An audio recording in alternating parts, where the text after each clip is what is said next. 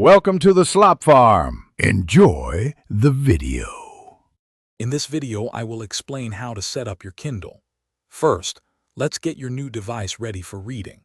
Begin by pressing and holding the power button, usually located on the bottom or side, for a few seconds until the screen lights up. Once it powers on, you will be prompted to select your preferred language from a list of many options.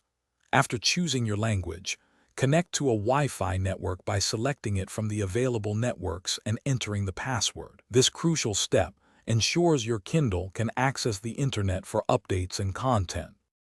Now that your Kindle is connected to Wi-Fi, the next essential step is to register it to your Amazon account. You will see an option to sign in with your existing Amazon credentials. Simply enter your email address or phone number and your password. If you are new to Amazon, you can easily create a new account on the Amazon website using another device, then return to your Kindle to sign in. Confirming this registration links your device, granting you access to your entire library and the Kindle store. With your Kindle registered, it is time to personalize your reading experience. Navigate to the settings menu to find various customization options.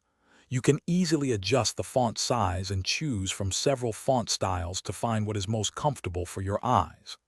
Additionally, configure the screen brightness to suit your environment, whether you are reading in bright sunlight or a dimly lit room. For families, consider setting up parental controls to manage content access, ensuring a safe reading environment for younger users. Finally, the most exciting part, getting your first books. From your Kindle's home screen, you can access the built-in Kindle store.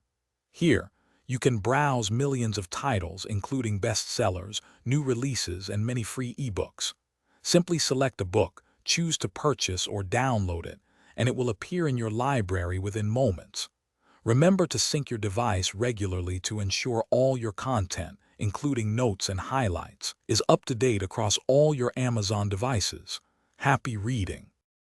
Thanks for watching. Consider subscribing if we helped you today.